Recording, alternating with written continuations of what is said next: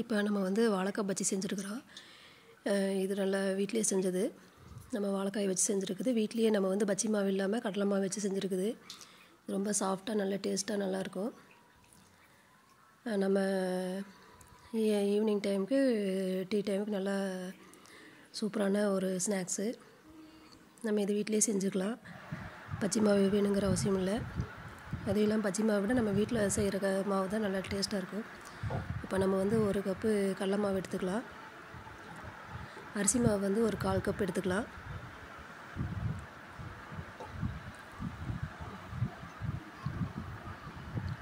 இந்த நம்ம பஜ்ஜி மாவை விட இதுதான் நம்மளுக்கு நல்லா டேஸ்ட்டாக இருக்கும். நம்ம வந்து காரத்துக்கு தகுந்த மாதிரி 1 ஸ்பூனு மிளகாத்தூள் சேர்த்துக்கலாம்.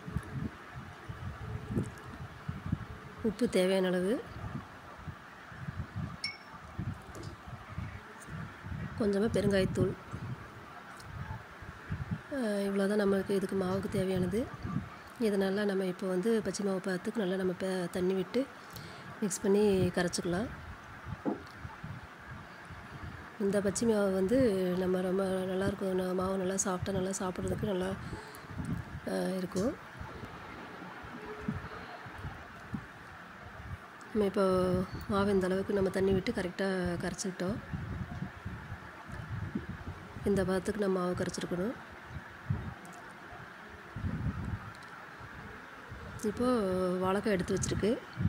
இப்போ இதை நம்ம தோலில் சீவிட்டு நம்ம வந்து ஸ்லைஸாக நம்ம வந்து கட் பண்ணிக்கலாம். இந்த மாதிரி வாழைக்காய் சீவுறது இருந்தால் அதில் சீவிக்கலாம். இல்லைன்னா நம்ம சூரியில் இல்லை கத்தியில் எதுலேயும் ஒன்றில் வச்சு நம்ம நல்லா இந்த மாதிரி ஸ்லைஸாக கட் பண்ணி வச்சுக்கலாம்.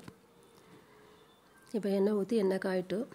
நம்ம சேனலில் வந்து நிறையா ஸ்நாக்ஸ் ரெசிபியில் நான் ஈவினிங் ஸ்நாக்ஸ் ரெசிபி நிறைய போட்டிருக்குறோம். அது குறிப்பாக கேரளா ரெசிபி பழம்பொரி போட்டிருக்கோம். எல்லாமே டிஸ்கிரிப்ஷனில் லிங்க் கொடுக்குறோம், செக் பண்ணி பாருங்கள். எல்லாம் நம்ம வீட்டிலேயே செய்கிற ஸ்நாக்ஸ் தான். அது ஈஸியாக இருக்கும், சிம்பிளாகவும் இருக்கும்.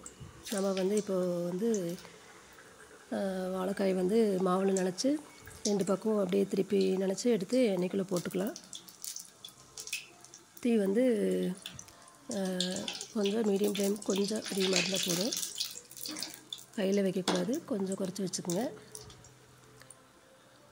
நம்ம ஒரு சைடு இந்த மாதிரி சேர்ந்ததுக்கப்புறம் அடுத்த சைடு திருப்பி விட்டு நம்ம வேக விட்டுக்கலாம். ரொம்ப ஈஸியான ஸ்நாக்ஸு, நம்ம வீட்டிலேயே செஞ்சுக்கலாம். இந்த மாதிரி நம்ம செய்கிறப்போ வந்து எண்ணெயும் குடிக்காது. நல்லா டேஸ்ட்டாக நம்ம வீட்லேயே செஞ்சுக்கலாம். நம்ம இப்போ கட் பண்ணி வச்சுருக்கிற வாழைக்காயெல்லாம் கொஞ்சம் கொஞ்சமாக போட்டு நம்ம எடுத்துக்கலாம். நம்ம சேனல் இன்னும் நீங்கள் சப்ஸ்கிரைப் பண்ணாமல் இருந்தால் பண்ணிக்கோங்க. நிறையா ஸ்நாக்ஸு, சமையல் எல்லாமே போட்டிருக்கோம்.